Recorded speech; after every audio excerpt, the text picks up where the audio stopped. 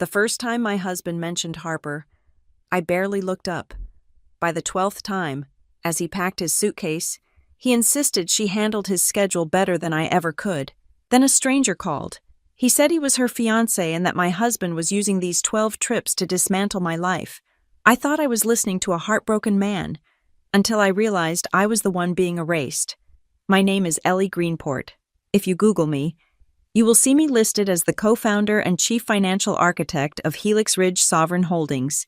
You will see photographs of me standing slightly behind my husband, Tony Erickson, wearing tailored suits that cost more than the average American car, looking supportive and fiercely intelligent. What the captions usually say is that I am the rock behind the visionary. What they do not say is that I am the one who laid every brick of the foundation he stands on. I built the algorithms, I structured the tax shelters, and I navigated the regulatory minefields that allowed Tony to go from a charismatic idea man to a billionaire titan. I thought we were partners. I thought the ink on our marriage license was as binding as the signatures on our shareholder agreements. It was the Tuesday before Thanksgiving, and the air in our penthouse was thick with the scent of expensive leather and the low hum of the city 40 stories below. Tony was in the living room, packing a suitcase that lay open like a wound on the velvet ottoman. He was on FaceTime with his inner circle, a group of college buddies who had ridden his coattails into minor fortunes. I was in the kitchen, ostensibly pouring a glass of sparkling water, but my ears were tuned to the frequency of his voice. He was laughing, that booming, infectious laugh that charmed investors out of millions. Then his voice dropped an octave, a conspiratorial whisper that carried across the open floor plan. He said that after the 12th one, it is done. He told them to get the champagne ready for him. I froze. The glass in my hand felt suddenly heavy. It was a vague statement. It could have meant the 12th deal, the 12th merger, or the 12th acquisition. But Tony was not closing a deal this week. He was going on a work trip with Harper Lane. Harper. The name tasted like saccharin on my tongue. She had been his executive assistant for 2 years. She was 24, sharp, efficient, and possessed the kind of wide-eyed admiration for Tony that I had lost a decade ago. In the beginning, I had championed her. I was the one who signed off on her hiring bonus because I needed someone who could manage Tony's chaos. But lately, her name was the punctuation mark at the end of every sentence Tony spoke. Harper handled the logistics. Harper knew the client's preferences. Harper was indispensable. He walked into the kitchen, phone in his pocket, and kissed me on the forehead. He told me not to wait up. He said he had to review the itinerary with Harper one last time before the flight at 6 in the morning. He called it work. He said she handled the schedule better than I ever did back in the day. That stung. It was a small but precise cut. I used to handle his schedule because we were a 2-person army fighting for survival. Now, I managed a portfolio worth $4 billion. Yet he made it sound like I had been demoted from a job I was never meant to keep. I went to the master bedroom to escape his energy. I sat on the edge of the bed and stared at my phone. It was 9 at night. The city lights of New York were a blur of gold and white outside the floor-to-ceiling windows. Then my phone buzzed. It was a number I did not recognize. Usually, I let unknown calls go to voicemail. My personal line was guarded by 3 layers of assistants. Only a handful of people had this number. I hesitated, thinking it might be the crisis management team or an urgent regulatory issue from the London office. I slid my finger across the screen and brought the phone to my ear. I said nothing. A man's voice spoke. It was deep, calm, and terrifyingly steady. He asked if I was Ellie Greenport. I confirmed that I was. He introduced himself as Liam West. He said he was the fiancé of Harper Lane. The temperature in the room seemed to plummet. I stood up, walking toward the window, my reflection staring back at me, a woman in a silk blouse, looking perfectly composed while the ground beneath her began to liquefy. I asked him what he wanted, my voice clipping the words, professional and detached. Liam did not shout. He did not cry. He spoke with the clinical precision of a surgeon explaining a terminal diagnosis. He told me that he thought my husband was using these 12 work trips to prepare to kill our marriage. He added, almost as an afterthought, that Tony might be preparing to kill my career as well. I almost laughed. It was an absurd, melodramatic statement. I assumed I was talking to a jealous man, a partner who had found a text message or a receipt and was lashing out. I told him that Harper was a valued employee and that Tony was a professional. I told him I had no interest in listening to paranoid theories. Liam interrupted me. He asked me to listen. He said that Harper had gone on 11 trips with Tony in the last 18 months. He said she always told him it was a requirement of her contract. Mandatory travel for high-level negotiations. But Liam had been tracking them. He told me to look at the dates. He started listing them. October 14th, the trip to Aspen. December 2nd, the trip to the private island in the Caribbean. January 19th, the conference in Zurich. March 10th, the tech summit in Tokyo. I closed my eyes. I remembered those dates. I remembered them because those were the days Tony had been coldest to me. Those were the days he had picked fights over trivial things, the color of the curtains, the way I chewed my food, the tone of my voice when I spoke to the maid just to create a reason to storm out and leave for the airport in a huff. He had manufactured distance to justify his absence. Liam continued. He said the flight logs, the hotel bookings, and the internal photos Harper shared on the company intranet all aligned perfectly with the days I was buried in quarterly reports or handling SEC audits. He told me to check my messages. My phone vibrated against my ear. A notification appeared. It was a series of screenshots. I pulled the phone away to look. They were emails, not texts, but emails sent from Tony's private server to Harper's personal account. One read, "The lawyers have the draft for the shell company in Nevada ready. I need you to sign as the trustee." Another read, "I cannot wait to celebrate the completion of Phase 11. You looked stunning in that red dress last night. The room belongs to us." The mixture of business and intimacy was nauseating. It was not just the betrayal of a husband sleeping with his assistant. It was the betrayal of a partner. Tony was discussing shell companies. He was discussing trustees. He was discussing business moves that the chief financial officer, knew nothing about. I put the phone back to my ear.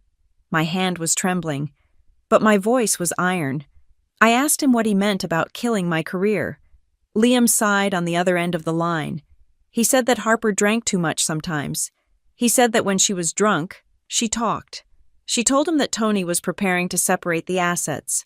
She said Tony was setting up funds offshore, moving intellectual property into trusts that I could not touch.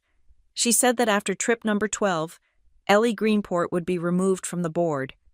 I felt the blood drain from my face. Removed from the board. It was impossible.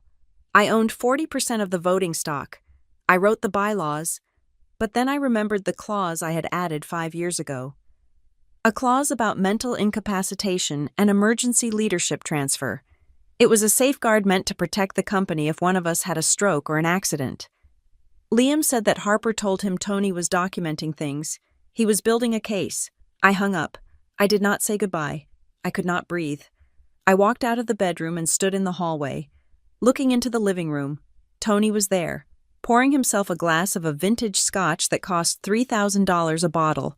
He was laughing again, talking to the empty room, rehearsing a speech or perhaps just enjoying the sound of his own voice. He looked powerful. He looked untouchable. He looked exactly like the man I had fallen in love with, and exactly like the monsters we used to destroy in business deals. He raised his glass to the air, to an invisible audience, and said that the pressure to always be the one leading was a burden only a few could carry. He was quoting himself from a Forbes interview. The arrogance was breathtaking. I wanted to scream. I wanted to march into that room, smash the bottle of scotch against the marble fireplace, and demand to know why he was stealing my life. I wanted to confront him with the name Harper Lane and watch him squirm, but I did not move. I am Ellie Greenport. I do not operate on impulse. I operate on data. I turned around and walked silently into my home office. I locked the door. I sat down at my desk and opened my laptop. My fingers flew across the keyboard, accessing the secure server. I did not look for hotel receipts or flight manifests. I looked for the money. I pulled up the corporate calendar for the last 18 months. I cross-referenced the dates Liam had given me. October 14th, Aspen. The same week, Helix Ridge launched the Alpha Fund. December 2nd, Caribbean. The same week we restructured the debt for the Asian expansion. January 19th, Zurich. The same week we acquired the robotics startup in Berlin. Every single trip coincided with a major structural change in the company. Every single trip aligned with a moment where paperwork was signed, where assets were moved, where the complex machinery of our empire shifted gears. And in every single instance, I had been distracted. I had been handling a crisis, a sudden audit, a PR nightmare that Tony had likely orchestrated to keep my eyes off the ball. Tony was not just having an affair. He was executing a corporate coup. He was stealing the company out from under me, piece by piece, trip by trip, and Harper Lane was his accomplice, the signatory, the distraction, and the getaway car all rolled into one. I stared at the screen until the blue light burned my retinas. I looked at the file creation dates. I looked at the metadata. It was a masterpiece of deception. My phone buzzed again on the mahogany desk. The sound was loud in the silence of the room. I looked down. It was a text message from Liam West. It was short. It was simple. Do you want me to send the recording of Harper talking about Project Clean Slate, Project Clean Slate? The name sent a chill down my spine that was colder than the air conditioning. It was the most terrifying thing I had ever read. It implied a wiping away, a fresh start, a world where the past did not exist. And in Tony's world, I was the past. I looked at the text, and then I looked at the closed door of my office. Beyond it, my husband was packing for his 12th trip. He thought he was playing chess. He thought I was a pawn that he could sacrifice to win the game. I picked up the phone and typed a single word back to Liam. Yes. I sat back in my chair and waited for the file to load. The tears I expected did not come. Instead, a cold, hard resolve settled in my chest. Tony wanted a clean slate. I would make sure he got one. I would make sure he was wiped clean of every dollar, every share, and every ounce of reputation he possessed. The game was not over. The 12th move had not been made yet, and I was about to change the rules. I sat in the blue glow of my monitor, the silence of the penthouse pressing against my ears like deep water. The file Liam had sent me was downloading, a slow progress bar inching toward completion. While I waited, I allowed myself to drift back, to peel away the layers of gold leaf and corporate jargon that covered the history of Tony and me. When I met Tony Erickson 10 years ago, he was not a billionaire. He was a chaos engine in a cheap suit. He had ideas that exploded like fireworks, brilliant, loud, and fading into ash before they could touch the ground. He was trying to pitch a fintech startup to a room full of bored venture capitalists who looked at him like he was a street performer. I was in the back of the room, a freelance financial consultant hired to crunch numbers for the lead investor.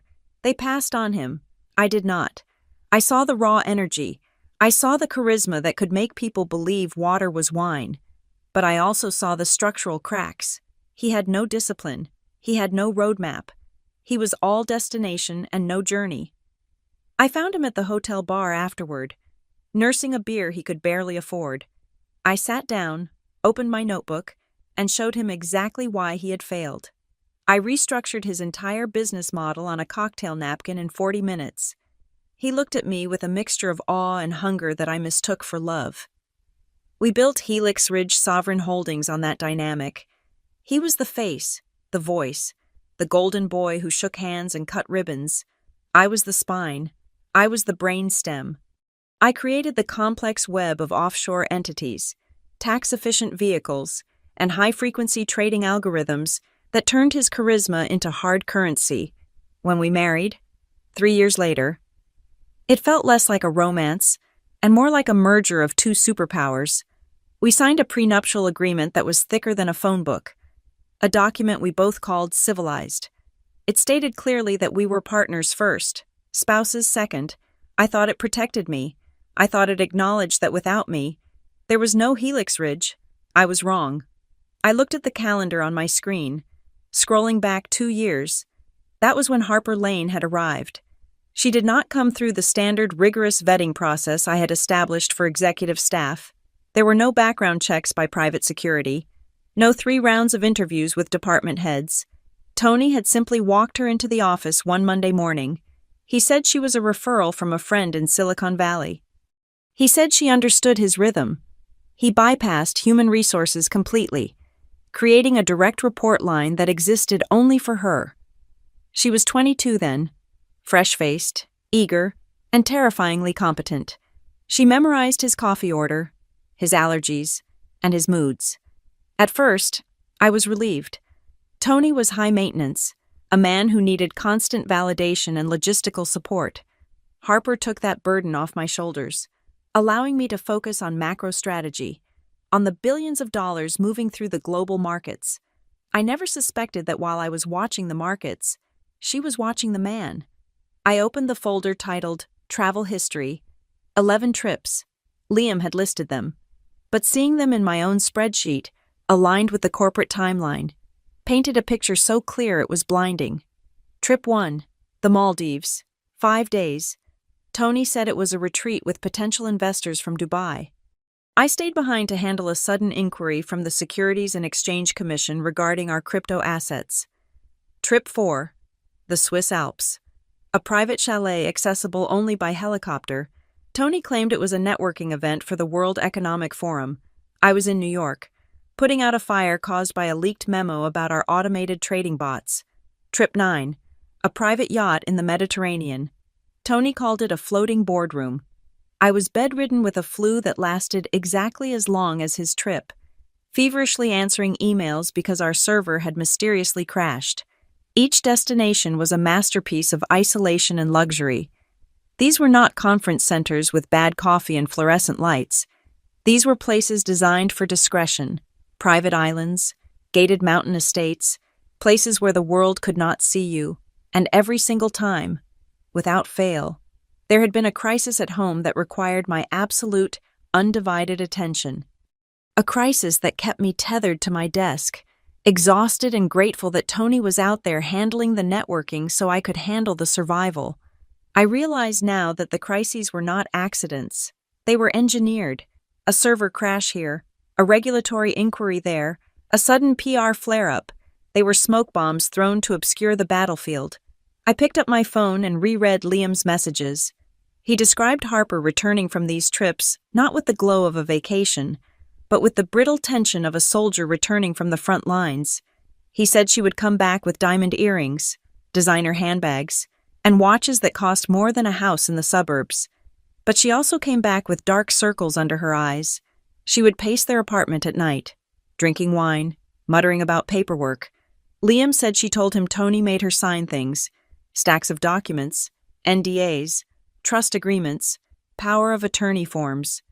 She told Liam that Tony was paranoid, that he wanted to record everything to protect himself from enemies. She said he was afraid of being overthrown. It made me sick to think about it. Harper was not just a mistress. She was a proxy. Tony was using her to bypass the checks and balances I had installed.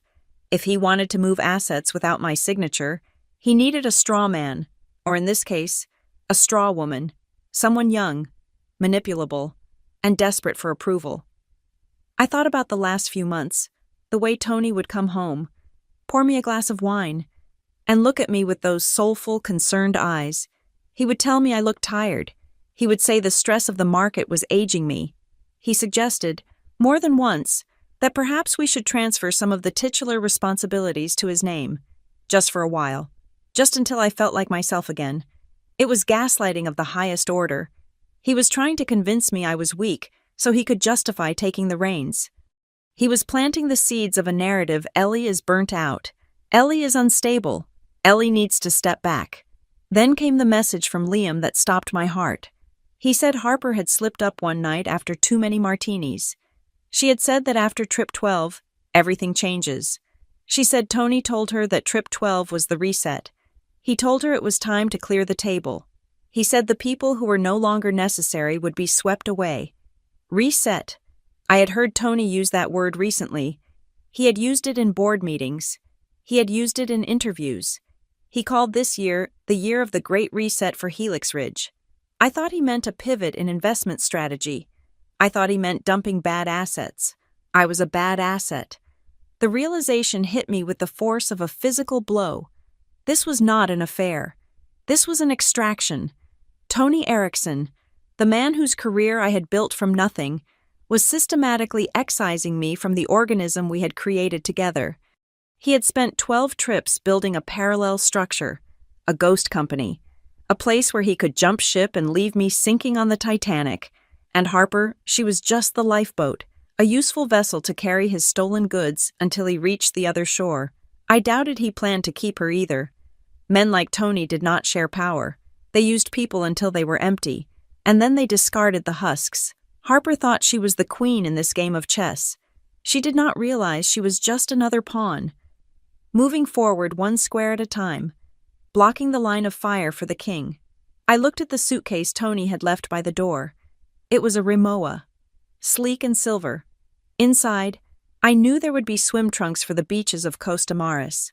There would be linen shirts, and hidden somewhere in the lining, or perhaps in the digital vault of his encrypted tablet, were the final documents needed to execute this reset. Trip 12 was not just a vacation, it was the execution date. I felt a cold clarity wash over me, the hurt, the betrayal. The stunning shock of it all, I pushed it into a small, steel box in the back of my mind. I locked the lid. There would be time to cry later. There would be time to scream and throw vases and burn wedding photos. But not tonight. Tonight, I was the architect. Tonight, I was the woman who could spot a rounding error in a billion-dollar ledger. I opened a new file on my secure drive. I did not name it divorce. I did not name it evidence. I named it Trip 12 Master Plan. I began to type. I listed every date. I listed every corresponding financial transaction. I mapped the movements of funds from Helix Ridge to the shell companies Liam had mentioned. I built a timeline that was indisputable. I was reconstructing the crime before it had even fully happened. If Tony wanted to play a game of 12 moves, he had made a fatal error. He assumed I was not playing at all. He assumed I was the tired, oblivious wife waiting at home. He forgot that I was the one who taught him the rules. I stared at the blinking cursor. He was going to Costa Maris to close the door on our life. I was going to make sure that when he tried to open it again, he would find himself standing in a room with no floor. I saved the file. I closed the laptop. I stood up and walked out of the office, my heels clicking rhythmically on the hardwood floor. I walked into the living room where Tony was zipping up his bag. He looked up and smiled. That dazzling, practiced smile that had fooled half of Wall Street. He asked if I was okay. He said I looked intense. I smiled back. It was the best performance of my life. I told him I was fine. I told him I was just thinking about the future. I told him I hoped he had a productive trip. He kissed my cheek. He had no idea that the woman he was kissing was already sharpening the blade that would sever the head of his empire. The reset was coming. Tony. But you were not the one pressing the button. The morning sun hit the floor-to-ceiling windows of our penthouse with a violence that felt personal. It was 6 o'clock. The city was waking up, a gray beast shaking off the night. But inside our home, the air was perfectly conditioned and scented with roasted coffee. I was standing by the island in the kitchen, buttering a piece of toast I had no intention of eating. I was playing the role of the supportive wife. It was a performance I had perfected over 7 years. Today, the script had been rewritten without my consent. Tony came out of the bedroom, looking every inch the master of the universe. He wore a navy polo shirt and beige slacks, the kind of casual wear that cost more than a tuxedo. He was smiling. He told me he was going to miss me. He said the conference in Costa Maris was going to be a grind, wall-to-wall meeting about sustainable energy futures. He kissed my cheek. His lips felt dry. Then his phone rang. It was the specific ringtone he had assigned to the legal department. He frowned, apologized, and stepped out onto the terrace to take the call, sliding the heavy glass door shut behind him. This was it. I had maybe 3 minutes. I moved. I did not run. Running implies panic, and panic leaves traces. I walked with purpose into the living room where his Rimowa suitcase sat waiting by the door. I knelt down. My hands were steady. I unzipped the main compartment. If Tony were truly going to a high-stakes investment conference, I would expect to see hard drives, encrypted tablets, dossiers on potential partners, and at least 2 bespoke suits. I saw none of that. Instead, I saw 3 pairs of swimming trunks. I saw a cashmere sweater folded next to a set of professional-grade snorkeling gear. I saw a bottle of sunscreen with a high protection factor. There was no laptop. There were no files. This was not a work trip. This was a vacation. I dug deeper, sliding my hand into the mesh side pocket. My fingers brushed against a small, orange plastic cylinder, a prescription bottle. I pulled it out. It was Zolpidem, a sleeping aid. I read the label. The name printed on the sticker was not Anthony Erickson. It was Harper Lane. He was carrying her medication. It was a level of domestic intimacy that hit me harder than finding lingerie. Packing someone's toothbrush or their pills means you are entwined in their daily rhythm. It means you take care of them. I put the bottle back and felt something stiff behind the lining of the pocket. I unzipped the hidden seam. It was a single folded document, a photocopy. I unfolded it. It was a non-disclosure agreement. That was standard in our world. But the parties listed made the breath catch in my throat. It was an agreement between Harper Lane and an entity called the Erickson Family Continuity Trust. I stared at the words, Erickson Family Continuity Trust. I knew every subsidiary, every shell company, every holding firm under the Helix Ridge umbrella. I had built the architecture myself. This entity did not exist in our official books, and the name Family Continuity implied lineage, legacy, and future. It implied a structure designed to outlast the current moment. I pulled out my phone. I snapped 3 clear photographs of the document, ensuring the text was legible. I photographed the contents of the suitcase, focusing on the lack of work materials and the presence of Harper's pills. I zipped the bag back up, exactly as it had been, and stood up. By the time Tony walked back in from the terrace, complaining about regulatory hurdles in Singapore, I was back in the kitchen, taking a sip of cold coffee. He grabbed the handle of his suitcase, blew me a kiss, and walked out the door. The moment the elevator doors slid shut, the click echoing in the foyer, I dropped the mask. I went straight to my office and locked the door. I forwarded the photos to Liam. His reply came within 30 seconds. He asked what the hell a continuity trust was. He said he had never seen Harper sign that. He asked why she was signing legal documents for a family trust that she was not part of. I typed back that she was not part of the family yet, but clearly, she was auditioning for the role. I sat down at my workstation. It was time to go deep. I did not log in through the standard executive dashboard, the one with the pretty graphs and simplified summaries. I accessed the back end of our financial system using the root administrative privileges I had coded for myself 5 years ago, a backdoor I had never told Tony about. I ran a search for the Erickson Family Continuity Trust. Nothing in our internal database. That meant it was external. I switched to a federal search of state registries. It took 10 minutes of cross-referencing tax ID numbers before I found it. It was registered in South Dakota. Of course. South Dakota had some of the most aggressive privacy laws for trusts in the country. It was a black box. I pulled the articles of incorporation. The grantor was Anthony Erickson. The trustee was a generic corporate service company. The beneficiary was listed as undisclosed current and future lineage. But there was a secondary document attached, a guardianship provision. I opened it. It stated that in the event of the primary beneficiary's incapacitation, the assets would be managed by the appointed guardian. The guardian listed was Anthony Erickson. I switched screens. I needed to know who was paying for Harper. I pulled up the expense reports for the last year. Harper's flights, the 5-star hotels, the private charters. They were not being billed to the general Helix Ridge travel budget. They were being billed to a cost center code I did not recognize, Fund 808. I drilled down into Fund 808. It was established 11 months ago. The initial capital injection was $5 million. The authorization document for the fund appeared on my screen. At the bottom were 2 signatures. One was Tony's flamboyant scrawl. The other was mine. I stared at my signature. It looked like my signature. The loop of the E, the sharp cross of the T.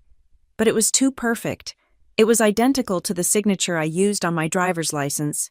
I zoomed in until the pixels blurred.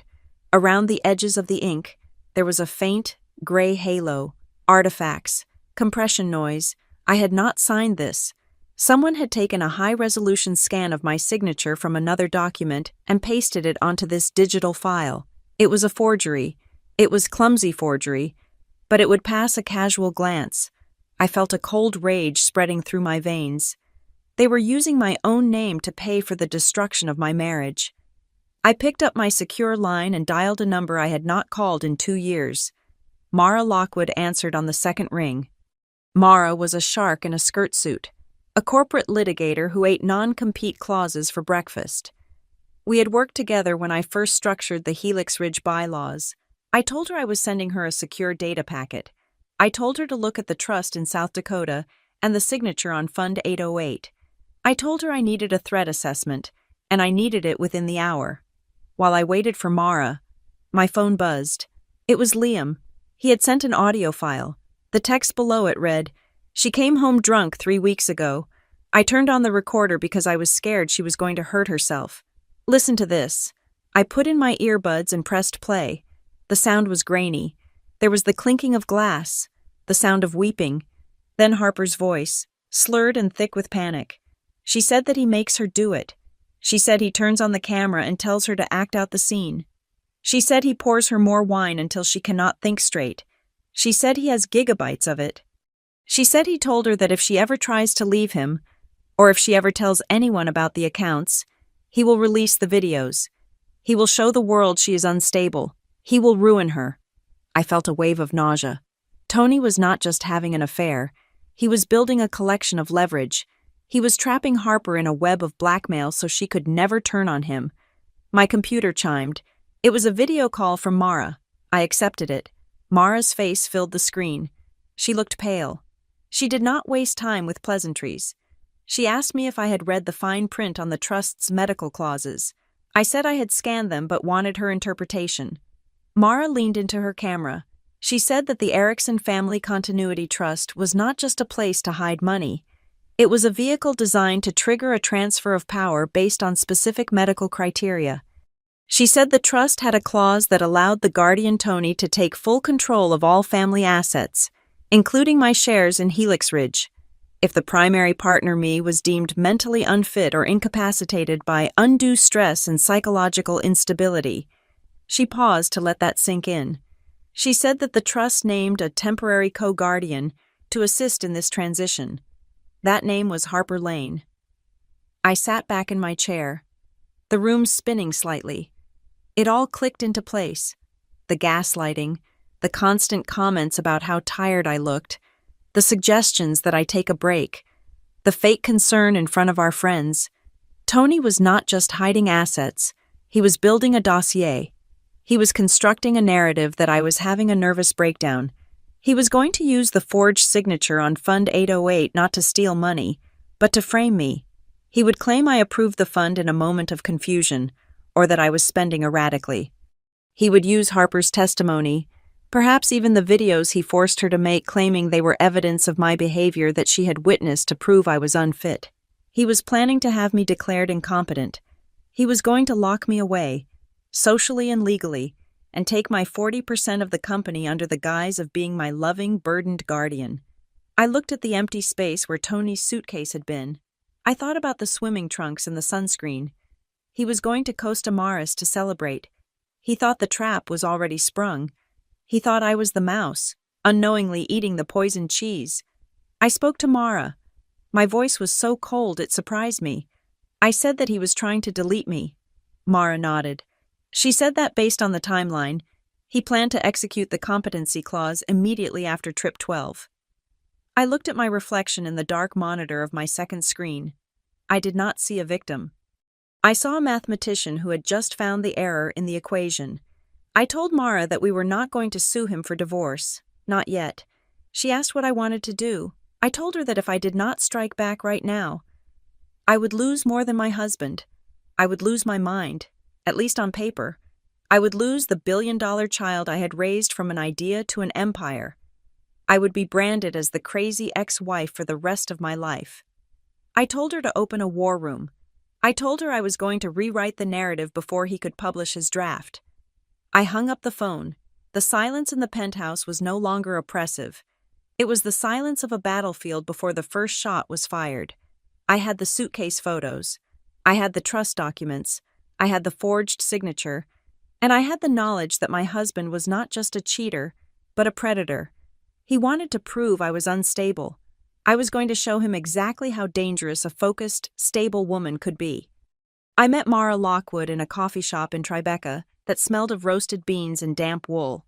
It was far enough from Wall Street that we would not run into anyone who mattered, and dark enough that two women huddled over a stack of documents looked like just another pair of writers discussing a manuscript. Mara did not drink coffee. She drank hot water with lemon, a habit she claimed kept her sharp. She listened to me for 40 minutes without interrupting once. I laid out the 12 trips, the trust in South Dakota, the forged signature on Fund 808, and the recording of Harper. When I finished, Mara set her cup down with a deliberate click. She looked at me with eyes that had seen every variety of corporate betrayal New York had to offer. She said that Tony was not just leaving me. She said he was orchestrating a soft coup. She explained that in the world of high-stakes divorce, a soft coup is when one partner does not just file for separation, but systematically invalidates the other partner's agency. He was building a medical case against me. If he could prove I was mentally unstable, he could trigger the incapacity clauses in our shareholder agreement. He could strip me of my voting rights without firing a single bullet. I felt a cold sweat prickle the back of my neck. I had built those clauses. I had written them to protect the company from a CEO who might develop dementia or suffer a stroke. I never imagined the weapon I forged would be pointed at my own head. Mara leaned forward. She told me we had to go to war, but we had to do it in absolute silence. She gave me my marching orders. I had to archive everything, every email, every text message, every internal chat log. She told me to record every conversation with Tony from this moment forward. She warned me to watch for the setup. She said he would start planting seeds in casual conversation. He would suggest I was forgetting things. He would ask if I had taken my medication. Even though I was not on any, he would create a reality where I was the patient and he was the caretaker. I left the cafe with a burner phone Mara had given me and a sense of clarity that was sharper than grief. My first stop was not the office, but a branch of a private bank in Midtown where Helix Ridge did no business. I sat in a quiet office with a banker named David and opened a personal account. I transferred every cent of my liquid assets, my personal savings, my dividends from previous years, and the inheritance from my grandmother that I had kept separate. It was not a fortune compared to the company's value, but it was $3 million. It was financial oxygen. If Tony froze my corporate cards or locked me out of the joint accounts, I would not suffocate. The next few hours were a blur of terrifying discretion. I called our interim chief financial officer, a man named Marcus, who I had mentored for 5 years. I called him from the burner phone. I kept my voice steady, casual. I asked him about our contingency protocols for executive leadership. I asked him hypothetically how the board would handle a sudden absence of a founder. I was fishing, trying to see if Tony had already whispered in his ear. Marcus sounded confused, but he did not sound compromised. He told me the protocols were solid. He asked if I was worried about something specific. I lied. I told him I was just reviewing our risk assessments for the upcoming quarter. I could not tell him the truth. In a civil war, you do not know who is a patriot and who is a mercenary until the shooting starts. That evening, I spoke to Liam again. He was agitated. He wanted blood. He proposed a scorched earth strategy. He wanted to leak the photos of Harper and Tony to the tabloids. He wanted to post the flight logs on Twitter. He wanted to shame them into oblivion. I shut him down. I told him absolutely not. Liam was furious. He asked why I was protecting the woman who was sleeping with my husband. I told him I was not protecting her. I was protecting the narrative. If we made this about sex, Tony would win. Tony was a charismatic man. The public would forgive a billionaire for having a fling with a beautiful young assistant. They might even applaud him. But if we made this about money, about fraud, about the betrayal of fiduciary duty, that was different. Investors do not care who you sleep with, but they care deeply if you are stealing their money. Mara had been clear on this point. Our strongest weapon was not adultery. It was an embezzlement. It was the fact that Tony was using shareholder funds to finance his personal exit strategy. That was not just a scandal. That was a crime. It was the kind of thing that could put him in a federal prison, or at the very least, bar him from ever serving on a public board again. Liam grumbled, but he agreed to hold fire. I could hear the tension in his voice. He was a man scorned, and his pain was raw and unrefined. I had to manage him carefully. He was a grenade with the pin pulled, and I needed to make sure he did not explode in my hand. That night, I could not sleep. I sat in the living room of the penthouse with my laptop, the screen dimmed to the lowest setting. I began to write. I did not write a diary. I wrote a history. I opened a blank document and titled it Timeline of Truth. I went back to the beginning. I documented who actually wrote the code for our first trading algorithm. Me. I documented who negotiated the bridge loan that saved us from bankruptcy in year 2. Me. I documented who designed the tax structure that allowed us to expand into Asia. Tony had told the world a story about a visionary genius who built an empire on instinct. I was writing the footnotes that proved the genius was a myth. I linked every major success of Helix Ridge to a specific document I had authored, a specific meeting I had led, a specific crisis I had solved while Tony was out having 3 martini lunches. I was reclaiming my legacy. If Tony wanted to paint me as a broken, incompetent wife, I would have 1,000 pages of evidence proving I was the architect of his entire life. It was 3 a.m. when Tony walked into the kitchen for a glass of water. He startled me. I slammed my laptop shut a fraction of a second too fast. He looked at me, his eyes sleepy but sharp. He asked what I was doing. I lied effortlessly. I told him I was looking at vacation spots for us. For after his trip, I told him I was thinking about Italy. He smiled, leaning against the counter. He looked relieved. He drank his water and then said something that made my blood run cold. He told me that sounded nice. He said that after the merger with Horizon Ridge Fund was finalized, I could finally take a real break. He said he would handle the rest, and we could go away for a month. He turned and walked back to the bedroom, leaving me frozen in the dark. Horizon Ridge Fund. He had never mentioned a merger. We were not looking for buyers. Helix Ridge was an acquirer, not a target. We were the ones who bought other companies. I opened my laptop again. My hands were shaking, not from fear, but from adrenaline. I logged into the deepest level of our server, bypassing the user interface and going straight to the raw scheduling data. I searched for Horizon Ridge. There it was, a single entry, hidden under a generic label, Private Equity Consult, but tagged with the metadata of the Horizon Ridge domain. Closed-door meeting. Helix Ridge regarding Horizon Ridge. The date was set for Tuesday following his return from Trip 12. The final piece of the puzzle snapped into place. Tony was not just stealing from the company, he was selling it. He was planning to merge Helix Ridge with Horizon Ridge, a massive conglomerate that would swallow us whole. And he was going to do it the week after he had me declared incompetent. If I was removed from the board for medical reasons, my voting rights would transfer to my guardian. To Tony, he would have 80% of the vote. He could approve the merger unilaterally. He would cash out for billions.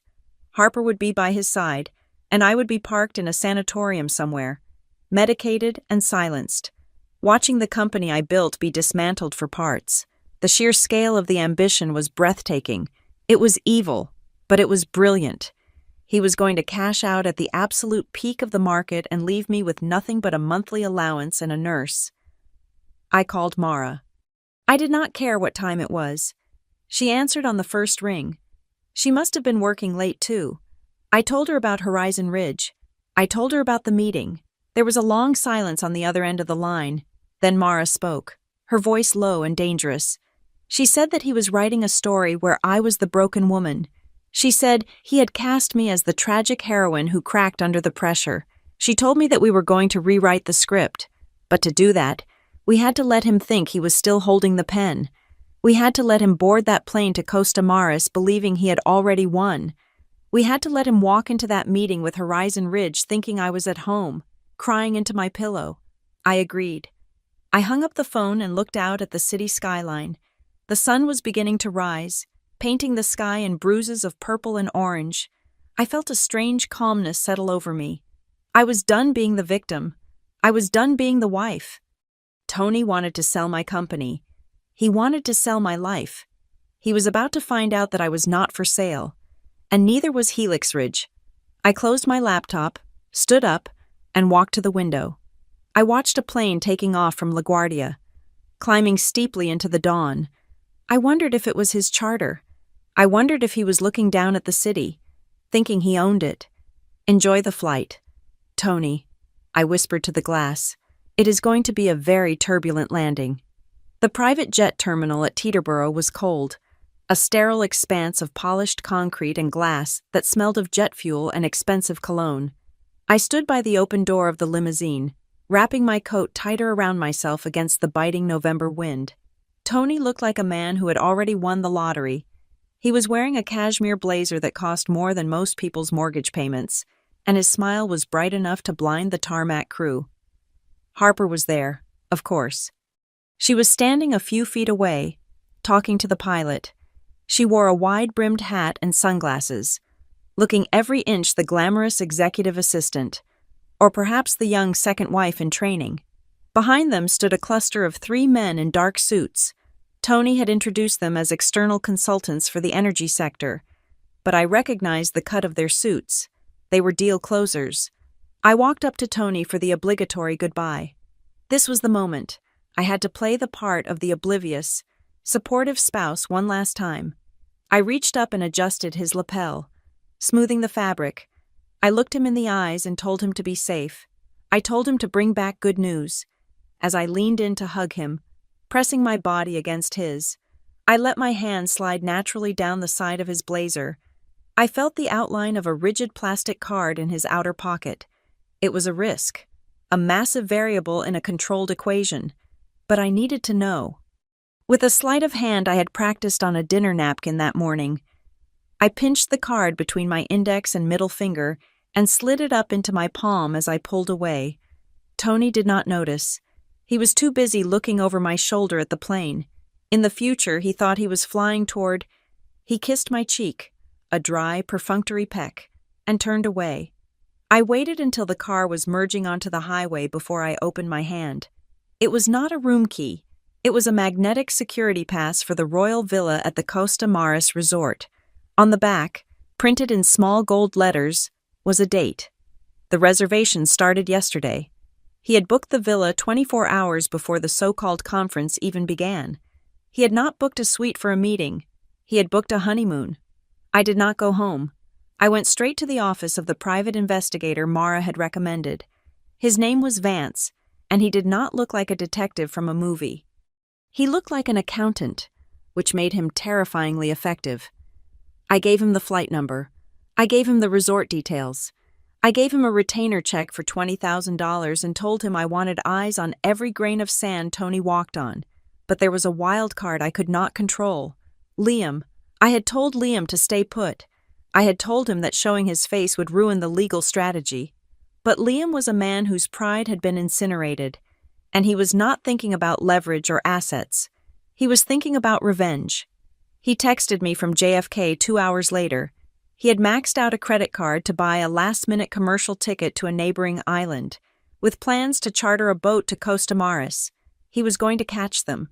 I sat in my penthouse command center, staring at the wall of monitors, feeling the threads of my plan vibrating with tension. If Liam punched Tony, if he made a scene, Tony would spin it.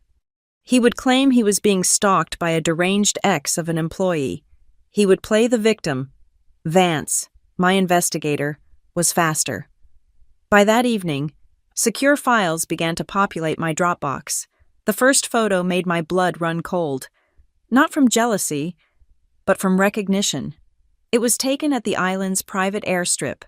Tony was walking across the tarmac, laughing. Harper was beside him, looking radiant, but walking a step behind them was a man with silver hair and a posture that screamed old money. I zoomed in. It was Silas Thorne, the CEO of Horizon Ridge Fund. My theory was confirmed. This was not just a sex trip. It was a closing dinner. Tony was selling my company, my life's work, to Silas Thorne, and he was using this trip to finalize the terms before he had me declared mentally incompetent. Then came the data from Liam. He had managed to sneak onto the resort grounds by bribing a supply boat captain. He was hiding in the landscaping near the royal villa. He sent me a video file. The quality was shaky, shot through palm fronds, but the audio was clear. It was night. The pool of the villa was glowing a soft, electric blue. Tony and Harper were in the water. They were holding champagne flutes. I turned up the volume. Tony's voice drifted through the speakers, relaxed and arrogant. He told her to just relax. He said that after this week, there would be nothing binding him to Ellie anymore. He said the trust structure was finished. He said the papers regarding my psychological state were already drafted and just needed the final signature from the doctor. Harper said something I could not hear, a murmur of dissent, or perhaps worry.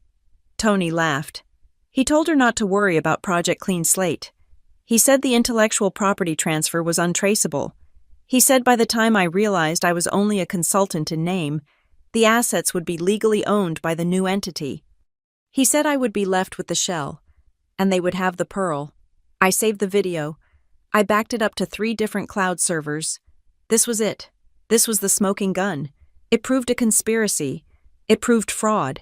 It proved malice. But then, the narrative fractured. 2 hours later, my phone rang. It was Liam. He was whispering, and his voice sounded hollow, stripped of the rage that had fueled him for days. He told me he had tried to corner her. He said he waited until Tony went inside to get another bottle. He crept up to the guest house where Harper was supposedly staying to confront her, to beg her, to scream at her. He said the room was empty. I asked him what he meant. He said she was gone. Her clothes were gone. Her jewelry was gone. The only thing left on the pillow was a sealed envelope with his name on it. He had torn it open. Inside was a single sheet of hotel stationery with 2 words scrawled in shaky ink, "I'm sorry." Vance's report came in 10 minutes later, filling in the gaps that Liam's heartbreak could not see. The resort security cameras had picked up movement at 4 in the morning. A small, unmarked speedboat had docked at the private pier of the villa. Harper Lane had boarded it. She was carrying 2 large duffel bags, but she was not alone. Vance sent a grainy still image. Helping her onto the boat was a man. He was not Tony. He was not Liam. He was tall, wearing a windbreaker, his face obscured by a cap, but the body language was familiar. He took her bags with ease. They cast off into the dark water, heading away from Costa Maris, away from the deal, away from the billionaire and the fiancé. Harper Lane had vanished. She had taken her secrets. She had likely taken copies of the incriminating documents she had signed, and she had removed herself from the board. I sat back in my chair, the silence of the room amplifying the chaos in my mind. Harper was not a pawn. Or if she was, she had just decided to walk off the chessboard entirely. This was dangerous. Without her testimony, my case was harder. But it was also an opportunity. If she was running, it meant she was scared. And if she was scared, she was a liability to Tony. Tony returned 2 days later. I was waiting for him in the foyer. I had arranged fresh flowers. I was wearing a dress he liked. I watched him walk through the door, dragging his Rimowa suitcase. He looked tan, but there was a tightness around his eyes that the sunglasses could not hide. He looked like a man who had lost his lucky coin. He kissed me. He smelled of airplane air and stress. I asked him how the conference was. I asked him where Harper was, keeping my voice light, casual. Tony did not blink. He looked me right in the eye and lied with the smoothness of a sociopath. He said the trip was exhausting. He said the partners were difficult. He said Harper had stayed behind for a few days to organize the final transcripts and clear up some paperwork with the resort. I nodded. I touched his arm gently. I told him he must be tired. I told him to go rest. I watched him walk up the stairs. He thought he was still writing the story. He thought he had simply misplaced an asset that he could recover later. He had no idea that I had the video of him in the pool. He had no idea I knew about Silas Thorne. And he certainly had no idea that I knew his perfect assistant was currently floating somewhere in the international waters of the Caribbean, carrying the detonator to his life in her duffel bag. He was playing a game of 12 moves. He thought he had just made the 11th. He did not realize I had already set the board on fire. The assault began on a Tuesday, 3 days after Tony returned from Costa Maris. It did not start with a shout or a slammed door. It started with a notification pinging on my phone, followed by another, and then a deluge that vibrated against the mahogany surface of my desk like a swarm of angry insects. I opened the first email. It was a company-wide blast from the Human Resources Department. The subject line was innocuous leadership update regarding executive health. I read the text, and the air in my lungs turned to ice.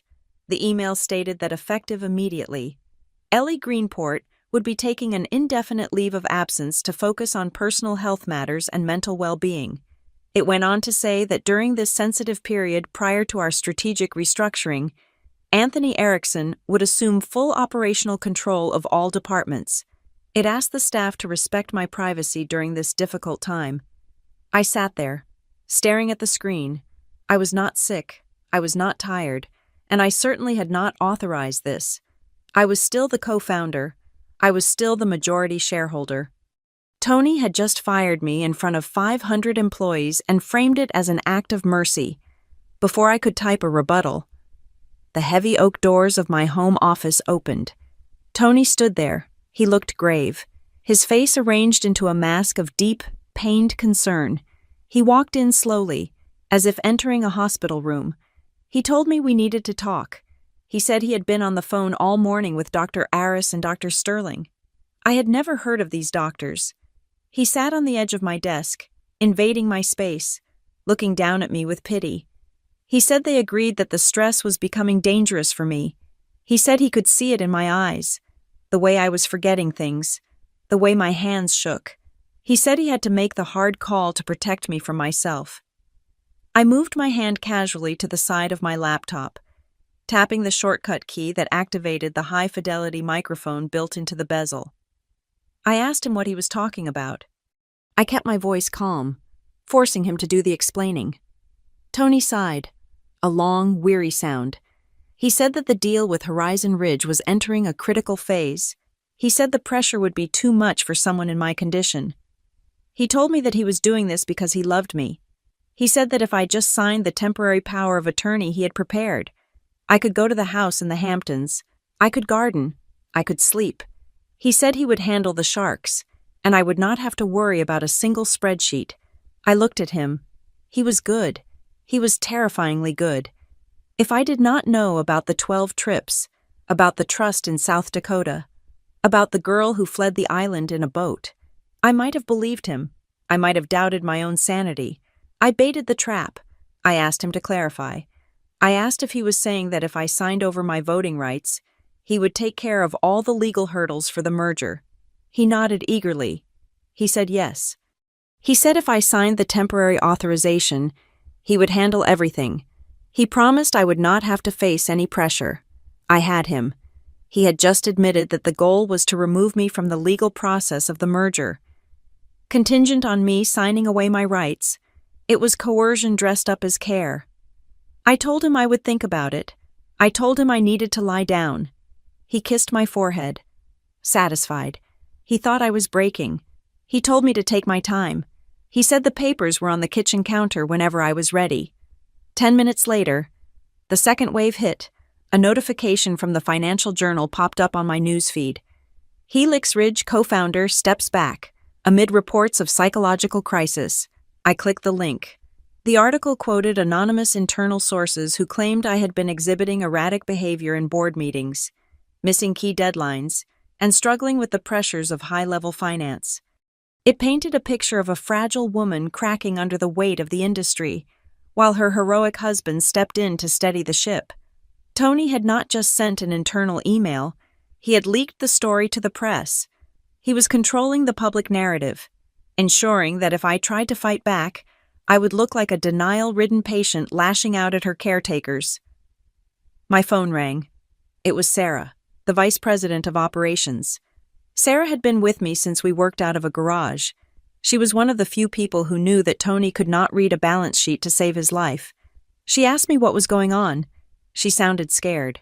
She said security had just come by and revoked my administrative clearance to the main server room. She asked if I was really sick. I gripped the phone. I could not tell her everything. If Tony found out she was leaking information to me, he would fire her for cause, and I would lose my eyes inside the building. I told her to listen to me very carefully. I told her I was fine. I told her this was a hostile maneuver. I told her to archive everything, every memo Tony sent, every change order, every unusual transfer request. I told her not to sign anything he put in front of her without sending a blind copy to my personal encrypted email. Sarah was silent for a moment. Then she simply said she understood. She hung up. Then came Liam. He was spiraling. He called me, his voice tight with panic. He had seen the article. He said Tony was winning. He said we had to nuke him. He said he was going to upload the clip of Tony and Harper in the pool to every social media platform in existence. He wanted to caption it with the details of Project Clean Slate. I had to shout to make him stop. I told him that if he released that video now, we would lose. He asked why. He asked how exposing a cheater could possibly be a loss. I explained the law to him. I explained that Tony's lawyers would spin it instantly. They would say I was a vindictive, unstable wife who hired a hacker Liam to spy on him. They would claim the video was deep fake or taken out of context. They would sue us for invasion of privacy and defamation. But worst of all, the court would look at my actions leaking revenge porn as proof of my instability. It would validate his narrative. I told Liam that we were not trying to embarrass Tony. We were trying to indict him. There is a difference. One gets you likes on Twitter, the other gets you control of the company. Liam cursed, a long string of expletives. But he agreed to hold off. I could tell he was barely holding it together. He was a liability. But I needed his evidence. I called Mara. She had already seen the article. She was ahead of me. She told me she had just filed an emergency motion for a temporary restraining order against the corporate restructuring. She used the evidence of the South Dakota Trust and the forged signature on Fund 808 to argue that Tony was acting in bad faith. The judge had granted a temporary freeze. It was a stopgap, a dam made of paper holding back a flood. The order prohibited Tony from changing the ownership structure of Helix Ridge or signing any merger agreements without my explicit, notarized consent, pending a full hearing on my competency. It was a slap in the face to Tony's plan. He wanted to close the deal with Horizon Ridge next week. This order made that impossible unless he could get me to sign, or get the court to declare me incompetent immediately. Tony's reaction was swift.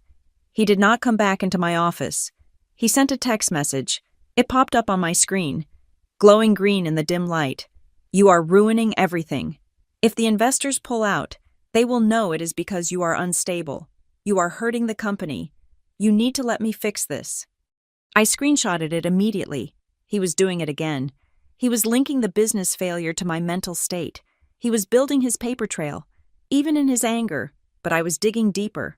While Tony was pacing in the living room, likely screaming at his lawyers, I was exploiting a flaw in the Helix Ridge email system that I had discovered years ago and never patched. When a user drafted an email but did not send it, and then logged in from a different IP address, the system created a ghost copy in a temporary cache folder to prevent data loss. I ran a script to search that cache for Tony's username. Most of it was garbage, drafts of speeches, angry notes to caterers. But then I found a thread. It was from a private Gmail account I did not recognize. Communicating with a lawyer named Lasky, I knew Lasky. He was a fixer. He was the kind of lawyer you hired when you wanted to bury a body, not when you wanted to file a patent. I opened the cached draft. Tony had written to Lasky 3 days ago. The subject line was, "Protecting the assets." The email read, "The medical reports are being finalized. Dr. Sterling is on board. Once she is declared unfit, how quickly can we legitimize the withdrawal of the liquidity from the main accounts I need to move the capital into the clean slate entity before the merger closes, to protect it from her mismanagement? We need to frame this as a protective measure." My hand flew to my mouth. He was not just going to steal the company. He was going to drain the cash reserves of Helix Ridge money that belonged to shareholders, to employees. to me and move it into his own private company under the pretense of saving it from his crazy wife. He was going to loot the building and claim he was doing it to stop me from burning it down. I forwarded the file to Mara. My fingers were cold. This was the smoking gun of intent, but Mara texted back a warning that chilled me even further. She said this was excellent, but it was inadmissible. It was obtained through a back-end exploit of the company server. Tony's lawyers would argue it was hacked fruit of the poisonous tree. We knew the truth, but we could not use it in court to break the narrative. We sat there, virtually, staring at the evidence of his crime. We knew exactly what he was doing. He was running a perfect smear campaign. He had the press. He had the internal memo. He had a doctor willing to sign a fake diagnosis. He had a draft plan to loot the treasury. And I was trapped in the penthouse with him, the walls closing in. Mara sent one final message. She said we needed a witness. She said documents can be argued away. But a person standing up in court, a person from his inner circle, a person who could corroborate the gaslighting and the fraud, that was the only thing that could shatter the story of the loving husband saving the company. I looked at the empty chair in my office. I thought about the woman who had fled Costa Maris in the middle of the night, Harper Lane. She was the only one who had been in the room when the plans were drawn.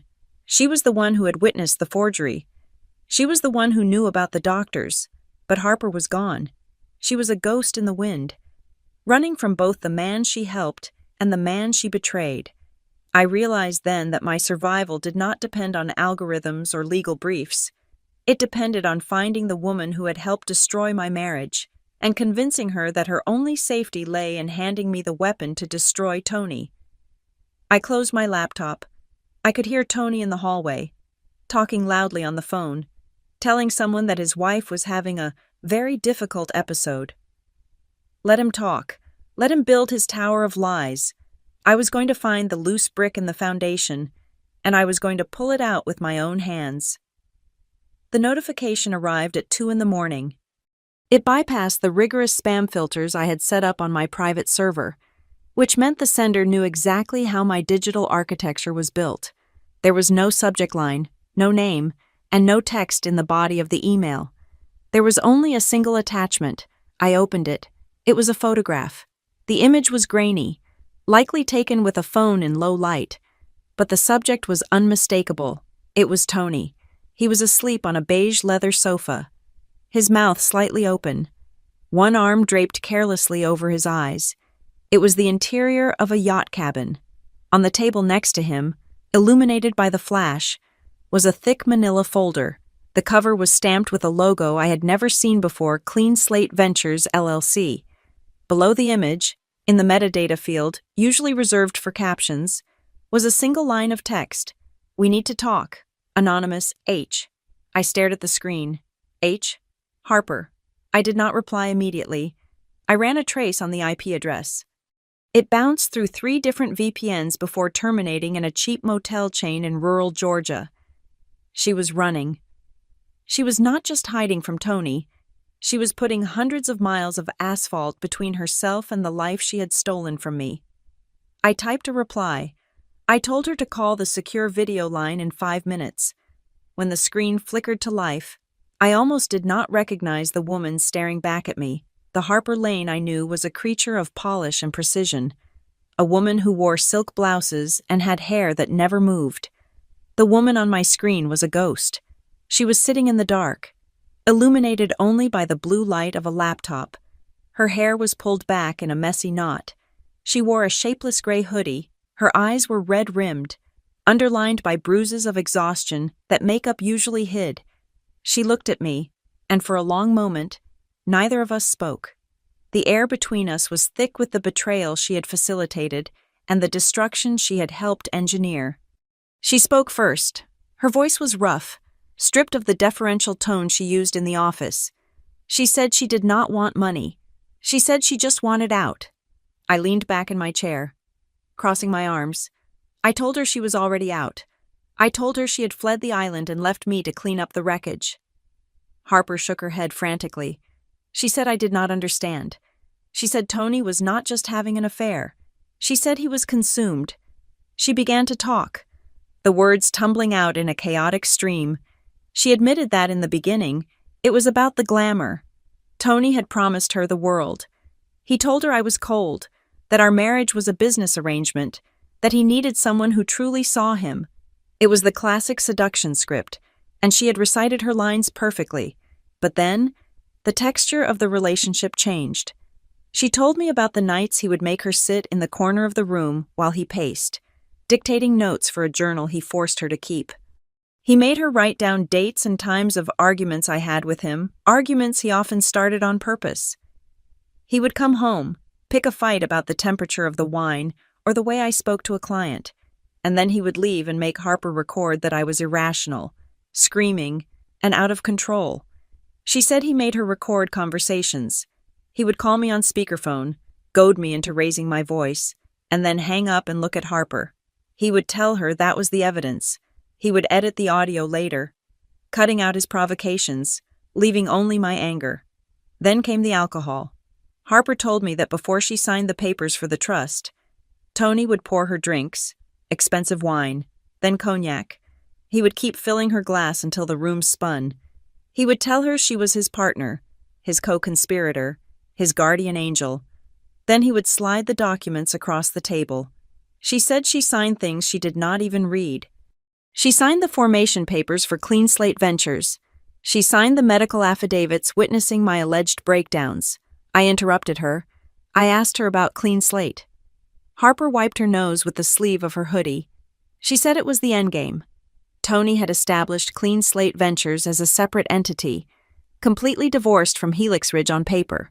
His plan was to transfer the core intellectual property, the trading algorithms, the client lists, the proprietary data into Clean Slate under the guise of licensing agreements.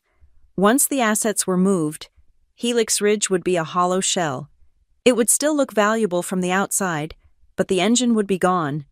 That was when he planned to sell Helix Ridge to Horizon Ridge. He would collect the payout from the sale, and by the time Horizon Ridge realized they had bought an empty box, Tony would be gone, and the assets would be safe in Clean Slate, where I had no ownership, and I would be the scapegoat. The narrative was already written. Ellie Greenport, the mentally unstable co-founder, had mismanaged the transfer, lost the data, and destroyed the company's value in a fit of madness. It was diabolical. It was a plan that required two things: my incapacitation and Harper's silence. I looked at the woman on the screen. She was shivering. Though I doubted the motel room was cold, I asked her why she ran. She looked down at her hands. She said she found a folder on Tony's laptop during the trip to Costa Maris. It was a folder named Loose Ends. Inside, she found a draft of a non-disclosure agreement and a settlement payout for her, but there was also a background check on a new assistant, a girl fresh out of Stanford. She realized she was not the partner. She was the disposable tool. Once I was removed and the deal was done, Tony was going to discard her just as easily as he was discarding me. I asked her what she wanted from me. She looked up, her eyes wide with fear. She said she would give me everything: the original audio files, the diary he forced her to write, the passwords to the Clean Slate accounts. But in exchange, I had to protect her. I asked who she needed protection from. I assumed she meant Tony. She said she needed protection from Tony. Yes, but she also needed protection from Liam. I frowned. I asked her why she needed protection from the man who was trying to save her. Harper laughed, a bitter, jagged sound. She told me I did not know Liam. She said Liam was not a victim. She said Liam had been reading her emails for 2 years. He had a keylogger installed on her laptop long before the affair started. He tracked her location. He read her digital diary. She leaned into the camera. She told me that Liam had applied for a job at Helix Ridge 3 years ago. He was a brilliant coder, but he was arrogant. Tony had interviewed him personally and rejected him. Tony had called him a derivative hack to his face. Liam had never forgiven him. She said the call Liam made to me, the warning, the righteous anger, it was not about saving me. It was not even really about loving her. It was about destroying Tony. Liam saw an opportunity to use me as a weapon to settle a professional grudge. He had hacked her previous employer to get dirt on a manager he hated. He was doing the same thing now. I felt a cold knot form in my stomach. I had been triangulating my strategy with a man I thought was a grieving fiancé. In reality, I was standing between two narcissists who were using the women in their lives as ammunition in an ego war. Harper said Liam had threatened her. He told her that if she did not help him burn Tony to the ground, he would release private videos of her, not the ones Tony made, one Liam had taken without her knowledge. I sat there, processing the layers of violation. Harper was trapped in a pincer movement. On one side, a billionaire husband who wanted to frame her for fraud. On the other, a vengeful fiancé who was blackmailing her with intimacy. I realized then that I could not trust Liam. If I gave him the evidence, he would not use it to save the company. He would use it to humiliate Tony publicly, to cause maximum chaos, regardless of the collateral damage to Helix Ridge or to me. He was a loose cannon, a bomb that would blow up the courtroom before I could even make my case. I looked at Harper. I did not feel pity, exactly. She had still slept with my husband. She had still signed the papers that called me crazy. But I felt a strange, cold alignment. We were both being hunted by men who thought we were variables they could control. I made my decision. I told Harper to listen to me. I told her I would not give her money. I would not give her a job. And I would certainly not forgive her. I told her that when this was over, I would not hide what she did. But, I said, if she sent me the drive with the unedited audio and the clean slate documents, I would have my lawyers include her in the whistleblower protection clause. I would shield her from criminal prosecution for the fraud she participated in under duress, and I would deal with Liam. I told her that my lawyer, Mara, was a shark who ate men like Liam for sport. If Liam released 1 second of private footage of her, I would fund a civil lawsuit that would garnish his wages for the next 50 years. Harper stared at me. Tears began to spill over her lashes, tracking through the dust on her cheeks. She nodded. She said she would do it. She said she just wanted to be free. I told her to send the files to the secure server immediately, then I told her to stay in the motel, keep her phone off, and wait for Mara's team to come get her. I ended the call. The screen went black, leaving me alone in the silence of the penthouse. I picked up my phone and looked at the last message from Liam. He was asking for an update. He wanted to know when we were going to strike. I did not reply. I put the phone down. Mara had been right. Emotions were a luxury I could not afford. Harper was not my friend, and Liam was not my ally. They were pieces on a board that Tony had set up. But Tony had made a mistake. He thought he was the only one who knew how to move them. He was wrong. I was the one who designed the game. And now that I knew who the players really were, I was ready to make the move that would clear the table. I opened my email. A new notification appeared. A secure file transfer from H. Lane. I clicked download. The progress bar moved across the screen, green and steady. It contained the voice of my husband, unedited, planning my destruction. It contained the diary of a woman he had tormented. I sat back and watched the file complete. The sun was beginning to rise over the city, casting long shadows across the floor. I felt a strange sense of calm. The confusion was gone. The hurt was gone. All that was left was the cold, hard geometry of revenge. I was going to save Harper Lane, not because she deserved it, but because she was the key to the lock Tony had built around my life. And as for Liam, he would learn that trying to manipulate Ellie Greenport was a career-ending mistake. We set up our war room in a leased commercial space in Midtown, 3 blocks from the Helix Ridge Tower, but a world away in terms of aesthetics. It was a sterile glass box with rented furniture and whiteboards that smelled of chemical marker fumes. It was anonymous, secure, and completely off the grid of my husband's surveillance network. On the main wall, Mara had taped up a timeline that stretched 12 feet across. It was a chronological map of my marriage's demolition.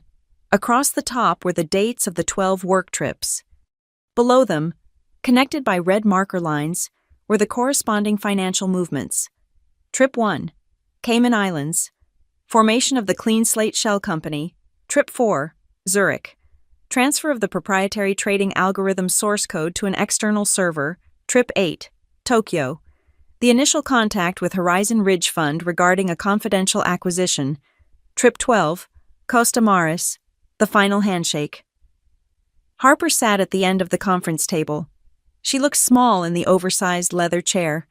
She was no longer the glamorous assistant who ordered my husband's wines. She was a witness in a hoodie, clutching a paper cup of coffee as if it were a lifeline. She slid a black USB drive across the mahogany surface toward me. I plugged it into my air-gapped laptop. The file opened. It was an audio recording, dated 3 weeks ago. Tony's voice filled the room, clear and horrifyingly casual. He was speaking to someone I did not recognize, likely the crooked lawyer Lasky. He said that he just needed to convince the board that Ellie was on the brink of a breakdown. He said that once the medical report was filed, they would thank him for stepping in. He said they would see his takeover not as a coup, but as a sacrifice to save the company. The room went silent. It was the golden sentence. It was proof of intent. He was not acting out of concern. He was acting out of calculation. He was framing his wife to steal her voting rights. Mara looked at me. She said we had him. She said we could go to the press right now. She said we could destroy him with the adultery alone. I looked at Harper. She was staring at the table, bracing herself for the impact. She knew that if this went public as a sex scandal, she would be branded as the homewrecker, the Scarlet Woman. Tony would be the rich playboy who made a mistake. But she would never work in this town again. I shook my head. I told Mara that we were not going to use the sex. Mara frowned. She asked why I would leave ammunition on the table. I told her that if we made this about Harper sleeping with Tony, the world would see a soap opera. They would see a jealous wife. But if we made this about a CEO defrauding his shareholders, about a man using corporate funds to set up a rival entity and stealing intellectual property, then the world would see a crime. I looked directly at Harper. I told her that her name would be kept out of the tabloids as much as possible. I told her she was a witness to financial fraud, not just a mistress. Harper looked up, her eyes wide. She asked why I would do that for her. I told her I was not doing it for her. I was doing it because I was better than Tony. He used people and threw them away. I did not. Mara nodded slowly. She understood the strategy. It was the high road. But it was also the road that led to prison time for Tony. Not just embarrassment. We spent the next 6 hours drafting the nuclear option. Mara compiled a 300-page dossier for the Securities and Exchange Commission. It detailed the insider trading, the embezzlement of travel funds, the forgery of my signature on Fund 808, and the illegal transfer of IP to Clean Slate Ventures. Mara held up the heavy binder. She said this was the sword of Damocles. She said we would not file it yet. We would hold it. We would wait for him to try to sign the merger deal. If he ignored the court order and tried to sell the company, we would drop this on the regulators and freeze his assets so fast his head would spin.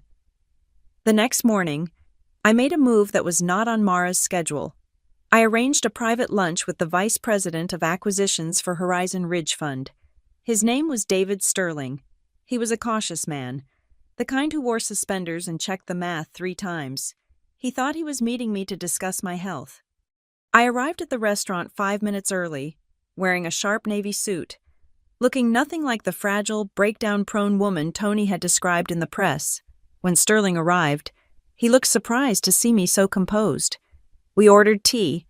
I kept the conversation light for 10 minutes. Then, as he was stirring sugar into his cup, I dropped the seed. I asked him, hypothetically, how his due diligence team verified the ownership of intellectual property in a target acquisition. Sterling paused. He asked what I meant. I told him that it would be a shame if a company bought Helix Ridge for $5 billion, only to find out that the trading algorithms, the engine of the entire machine, had been licensed exclusively to a separate entity called Clean Slate Ventures, just days before the sale. I saw the color drain from his face. I did not say Tony was stealing. I did not accuse anyone. I just sipped my tea and said that as a founder, I wanted to make sure their legal team was being thorough. I left him there, staring at his untouched tea. I knew that within the hour, he would be on the phone to his lawyers, demanding a forensic audit of the IP transfer logs. I had just planted a landmine in Tony's path. But while I was managing the corporate battlefield, the domestic front was collapsing. Liam was losing his mind. He called me that afternoon. He was screaming. He had seen the news reports that portrayed Tony as the hero's husband. He felt sidelined. He felt impotent. He told me that if I did not let him join the legal team, if I did not let him be the one to bring Tony down, he was going to go rogue. He threatened to upload the videos of Harper. He threatened to release the emails. He said he would burn the whole thing down, including Harper's reputation, just to hurt Tony. I was sitting in my car when he said it. I pressed the record button on my phone. I asked him to clarify. I asked if he was saying he would destroy Harper's life just to get back at a man who didn't hire him 3 years ago. Liam laughed, a cruel, jagged sound. He said Harper was collateral damage. He said she deserved it for betraying him. He said he wanted everyone to see what a whore she was. I ended the call. I saved the recording. 10 minutes later, I played it for Harper in the war room. She listened to her fiancé, the man she thought was fighting for her honor, call her collateral damage. She listened to him threaten to leak private videos of her. She did not cry. She just went very still. The last illusion of her life crumbled. She realized that neither of the men she loved actually saw her as a human being. To Tony, she was a tool. To Liam, she was a weapon. She looked at me. She asked what she needed to do. I told her she needed to destroy the only thing Tony had left: his credibility. Tony was getting desperate. The court order blocking the merger was strangling him. He needed to prove I was incompetent, and he needed to do it now. He played his final card. He hired a psychiatrist, a man named Dr. Aris, who was on the payroll of several high-net-worth families. Dr. Aris produced a report diagnosing me with severe paranoid delusion and acute anxiety disorder. The report was based entirely on contemporaneous notes provided by the family. Those notes were the diary entries Harper had been forced to write. Tony submitted the report to the court, asking for an emergency hearing to lift the restraining order and grant him guardianship so he could proceed with the sale to Horizon Ridge. Mara called me. She said the judge was wavering. The report looked damning. It had dates, times, and specific details of my outbursts. We had to kill that report. Harper sat at the table with a notary public we had brought in. In front of her was a sworn affidavit. It stated that the diary entries used in Dr. Aris's report were fabrications. It stated that she had written them under duress, at the direct instruction of Anthony Erickson. It stated that he had dictated the entries to her, often while forcing her to consume alcohol until she was compliant. It detailed the specific dates she wrote them, dates that matched the metadata on the digital files she had provided us. It was a confession of conspiracy. By signing it, Harper was admitting to fraud. She was putting herself in legal jeopardy. She picked up the pen. Her hand was shaking. I put my hand over hers. I told her that this was the moment she took her life back. I told her that once she signed this, he could never control her again. Harper took a deep breath. She signed her name. Mara took the document. She looked at it like it was a winning lottery ticket. She said this was the dagger. With this affidavit, Dr. Aris would lose his license, and Tony's entire medical case would collapse into a pile of perjury charges. The date for the merger signing was set for Friday. Tony had pushed it through, gambling that the judge would rule in his favor on Thursday morning based on the fake medical report. He had invited the press. He had invited the board. He wanted a coronation. Mara packed the affidavit into her briefcase. She looked at me. She said that Friday was going to be the day Tony thought he became the richest man in New York. She paused, a shark-like smile touching her lips. She said that, in reality, it would be the day he lost everything. I looked at the timeline on the wall. 12 trips, 12 betrayals. He had played his game perfectly, right up until the moment he underestimated the 2 women he thought he owned. I told Mara to get the car ready. We had a wedding crash. But this time, the bride was bringing a subpoena. The lobby of the Helix Ridge Tower vibrated with a frequency that usually precedes a natural disaster or a market crash. It was Friday morning, the day the $5 billion merger with Horizon Ridge Fund was scheduled to be signed. The press was camped out on the sidewalk.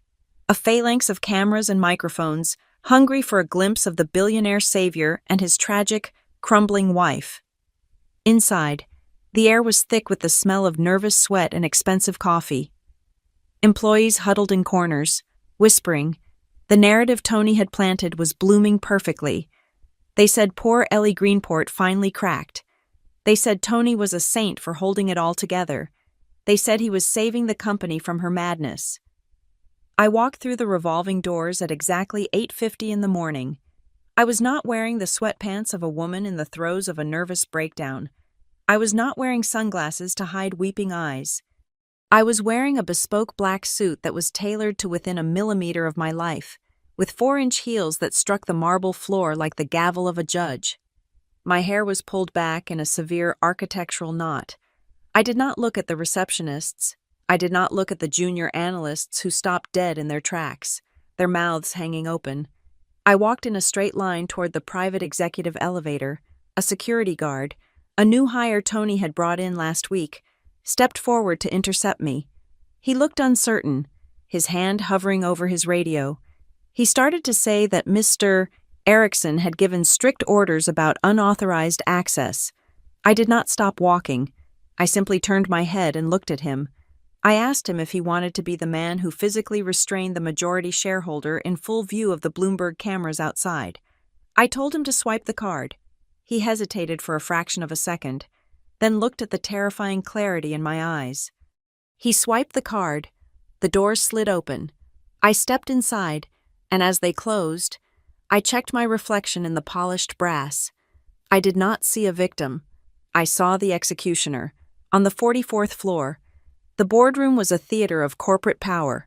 The glass walls offered a panoramic view of Manhattan, but no one was looking at the city. They were looking at Tony. He sat at the head of the mahogany table, looking every inch the benevolent king. He was flanked by his legal team and the 3 senior partners from Horizon Ridge, including their CEO, Silas Thorne. The table was littered with water bottles and thick stacks of binding agreements. There was one empty chair to Tony's right, my chair. I stood outside the glass door for a moment, unobserved. I watched Tony lean in, flashing that sympathetic, charming smile. I could not hear him through the soundproofing, but I knew exactly what he was saying. He was performing the role of the burdened husband. I pushed the heavy doors open. Mara Lockwood walked in a step behind me, followed closely by a court clerk carrying a large, wax-sealed envelope. The sound of conversation died instantly. It was as if someone had sucked the oxygen out of the room. Tony froze. His hand was halfway to a water bottle. He looked at me, and for a split second, the mask slipped. I saw pure, unadulterated shock, but he recovered with the speed of a reflex. He stood up, his face rearranging itself into a look of profound concern. He said my name softly. He told the room that he was surprised to see me. He told the investors that I had been having a very difficult week, and he was not sure I was up for this level of stimulation. He turned to me, his voice dripping with fake honey, and asked if I was sure I should be here. He said he could have the car take me home to rest. It was a brilliant maneuver. He was using my presence to reinforce his lie. See, she is erratic. She shows up where she is not supposed to be. I did not sit down. I stood at the opposite end of the table, gripping the back of a leather chair. I told him I was feeling remarkably lucid. Mara stepped forward and placed the envelope on the table. The sound of it hitting the wood was louder than a gunshot. She announced that this was an emergency injunction from the Southern District of New York. She stated that effective immediately, Anthony Erickson was enjoined from executing any transfer of assets, intellectual property, or equity on behalf of Helix Ridge Sovereign Holdings. She added that the court had also suspended his power of attorney regarding my shares, pending a fraud investigation. Silas Thorne, the CEO of Horizon Ridge, frowned. He looked from Tony to me. He asked what the fraud investigation was. Tony laughed, a nervous, barking sound. He waved his hand dismissively. He told Silas to ignore this. He said it was just a legal stunt. He said his wife was unwell and had been manipulated by predatory lawyers who were taking advantage of her paranoia. He said he would have this cleared up in an hour. Suddenly, there was a commotion in the hallway. I heard shouting. It was a man's voice, high and hysterical. Liam. Through the glass walls. I saw him. He was disheveled, his shirt untucked, wrestling with two security guards. He was waving a silver USB drive in the air like a grenade. He was screaming that he had proof. He was screaming that Tony Erickson was sleeping with his fiancé. He was screaming that the merger was a lie. The commotion was loud enough to penetrate the soundproofing. The press photographers who had been waiting in the lobby had somehow gotten wind of the chaos and were pressing against the glass doors of the outer reception area, their flashes popping like lightning. Tony looked at the hallway, then back at the investors. He was sweating now. He told them to apologize for the circus. He said it was a stalker, a mentally unstable ex-boyfriend of a former employee. He tried to shepherd their attention back to the documents, but Silas Thorne did not look away from the hallway. He looked at the chaos, and then he looked at the elevator doors which had just opened again behind the struggling Liam. A woman stepped out. She was not screaming. She was not fighting security. She was wearing a simple gray pencil skirt and a white blouse. Around her neck hung a visitor badge with the word "Consultant" printed in bold black letters. It was Harper Lane. She walked past Liam, who went silent the moment he saw her. She walked past the security guards, who made no move to stop her. She walked straight to the boardroom door and entered. Tony went white. It was the color of old paper. He looked as if he were seeing a ghost. He opened his mouth, but no sound came out. Silas Thorne stood up. He looked at Harper, then at Tony. He said that his legal team had received an anonymous package 3 days ago containing some very disturbing allegations regarding intellectual property transfers. He said they had reached out to the source, and she had agreed to come in today as a witness for their due diligence process. Tony stammered. He said she was just a former assistant. He said she was fired for incompetence. He said she was disgruntled. Harper did not look at Tony. She looked at me. Her eyes were clear, terrified, but determined. She gave me the smallest nod. Then she looked at Silas Thorne. She spoke clearly, her voice steady in the silent room. She said she was not disgruntled. She said she was the signatory for the Erickson Family Continuity Trust. She said she was the witness to the creation of Clean Slate Ventures. Tony slammed his hand on the table. He shouted for her to stop. He shouted that she was violating her non-disclosure agreement. Mara stepped in, her voice cutting through his panic like a scalpel. She said that non-disclosure agreements are void when they are used to conceal criminal activity. Mara opened her briefcase and pulled out a single silver laptop. She connected it to the main projector system of the boardroom. She told the room that Helix Ridge Sovereign Holdings could not sign a merger agreement today because the asset they were buying no longer existed. She said that over the course of 12 so-called work trips, Mr. Erickson had systematically transferred the core trading algorithms, the very heart of the company's value, to a shadow entity. Tony was standing now, his chest heaving. He pointed a shaking finger at me. He yelled that I was lying. He yelled that I was crazy. He yelled that this was all a hallucination of a sick woman who was jealous of his success. He looked at the investors, pleading with his eyes. He told them to look at me. He asked them if they really trusted a woman who had been under psychiatric care. He was fighting for his life, using the only weapon he had left, the story that I was broken. Silas Thorne looked at Tony, then he looked at Harper, then he looked at me. He slowly closed the thick binder in front of him. He said that Horizon Ridge would be suspending the acquisition indefinitely pending a full forensic audit. Tony looked like he had been punched in the gut. He started to speak, to beg, to threaten. But Mara hit a key on her laptop. The giant screen at the head of the room flickered to life. It was not a spreadsheet. It was not a legal document. It was the logo for Clean Slate Ventures. And below it was a video file, paused on a frame of Tony Erickson sitting in a pool on a private island, holding a glass of champagne, laughing. Mara looked at Tony. She said that he wanted a clean slate. She said she thought we should show the board exactly what that looked like. She pressed play. The video on the screen was high definition, the sound crisp enough to hear the ice clinking in Tony's glass. The room watched in stunned silence as my husband, the man who had spent the last week painting me as a hysterical liability, floated in the azure water of the Costa Maris pool. He looked relaxed. He looked triumphant. He looked at the camera, presumably held by Harper, and delivered his own eulogy. He said that Ellie was good at Excel, but she lacked vision. He said that once Dr. Aris filed the final psychological report, the board would be begging him to step in. He said they would see it as a rescue mission. He laughed then, a sound that bounced off the glass walls of the boardroom like a physical blow. He said that by the time I woke up from the medication, Clean Slate Ventures would own everything that mattered, and I would be left holding an empty bag. The screen went black. Tony sat frozen. His face was a mask of terror. There was no way to spin this. There was no way to claim it was a deep fake or a contextual error. The background was the specific resort villa he had booked. The voice was his. The crime was confessed. Harper Lane stood up. She held a sheet of paper in her hand. Her voice did not shake. She read from the affidavit she had signed an hour ago.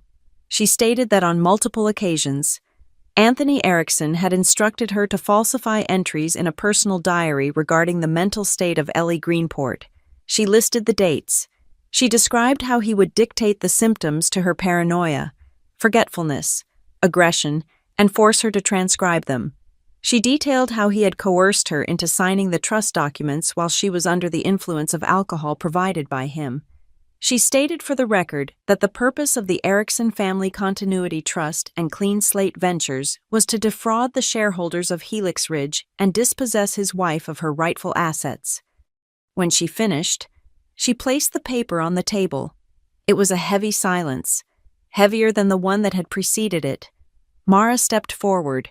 She did not shout. She laid out the financial autopsy. She walked the board through the timeline on the screen. She showed them the 12 trips. She showed them the corresponding wire transfers from the corporate accounts to the offshore entities. She showed them the time-stamped logs of the intellectual property transfers, the trading algorithms, the client databases. The risk assessment models all moved to Clean Slate Ventures servers during the exact windows Tony was supposedly on Helix Ridge business. She concluded by saying that Mr. Erickson had not been running the company. He had been looting it. Silas Thorne, the CEO of Horizon Ridge, looked like a man who had just realized his steak was poisoned. His face turned a violent shade of red. He stood up and buttoned his jacket. He looked at Tony with pure contempt. He announced that in light of this evidence, Horizon Ridge was terminating the merger agreement effective immediately. He said that his legal team would be forwarding a copy of these proceedings to the Securities and Exchange Commission and the Department of Justice. He said they did not do business with criminals. Tony scrambled to his feet. He reached out a hand towards Silas, begging him to wait, saying there was an explanation. Silas ignored him. He walked out of the room, followed by his entire team.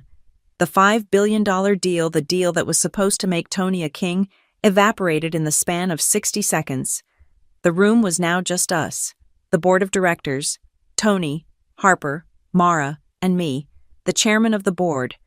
A man named Arthur, who had known Tony for 10 years, looked at him with eyes that were no longer friendly. He called for an immediate executive session. He said that given the evidence of gross fiduciary breach, fraud, and embezzlement, he was moving for a vote of no confidence and immediate termination for cause. Tony screamed. He slammed his fist on the table. He yelled that they could not do this. He yelled that he was the founder. He yelled that without him, the company was nothing. Arthur looked at me. I nodded. The vote was unanimous. Every hand went up.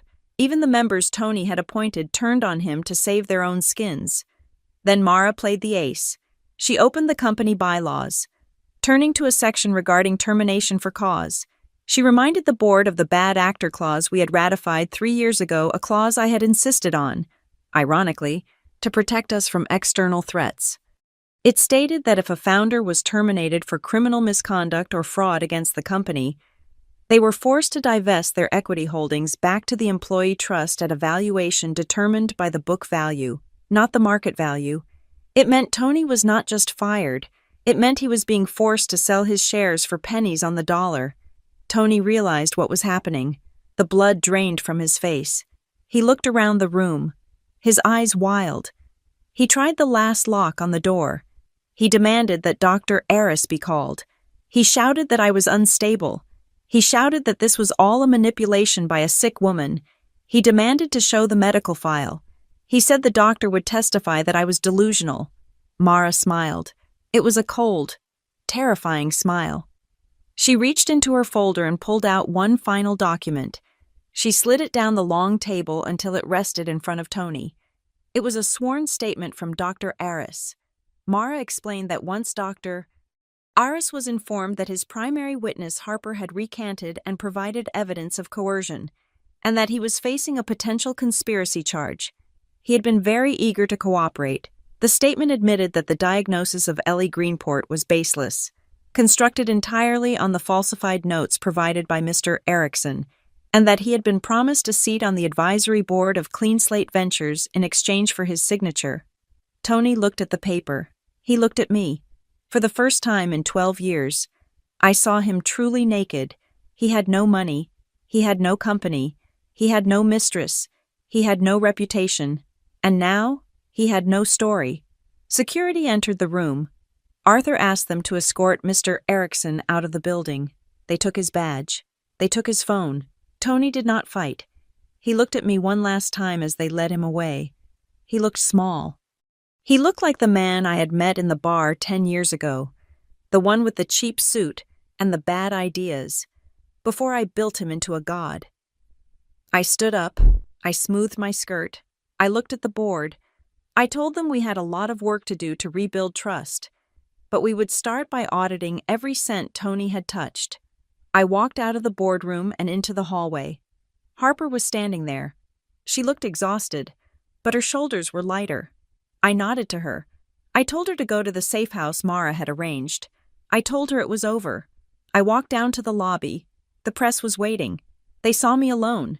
They saw the security guards escorting a weeping Tony into a black car that was not his limousine. They smelled blood. I stepped up to the bank of microphones. The flashes were blinding. They shouted questions. Was I sick? Was the merger off? Was Tony arrested? I raised my hand. The noise died down. I looked directly into the cameras. I did not smile. I did not cry. I said that Helix Ridge would be operated with absolute transparency moving forward. I said that what was wrong would be made right. I said that any further details would be released by the appropriate authorities. Then I turned and walked away. It was the most elegant revenge imaginable. I did not have to scream his name. I just had to erase it. 3 weeks later, the city felt different. The air was crisp, stripped of the humidity of lies. I sat in the first-class lounge at JFK. My phone was buzzing with updates from Mara. Tony was currently living in a short-term rental apartment in Queens. His assets were frozen. He was facing 3 separate lawsuits from shareholders, a federal investigation for wire fraud, and a civil suit from Horizon Ridge. He was spending his days meeting with public defenders because no high-profile firm would touch him. He was toxic. On the television screen across the lounge, a news program was playing. The anchor was discussing the spectacular fall of the Helix Ridge founder. They showed a clip of Tony, cornered outside his apartment building. He looked unshaven, wearing a tracksuit. He was trying to tell the reporter that he was the victim, that he loved his wife, that this was all a misunderstanding. He looked pathetic. He looked like a man trying to sell a watch that everyone knew was fake. I reached for the remote on the table and pressed the mute button. His mouth kept moving, but his voice was gone. I picked up my passport. I was not flying to a resort. I was flying to London.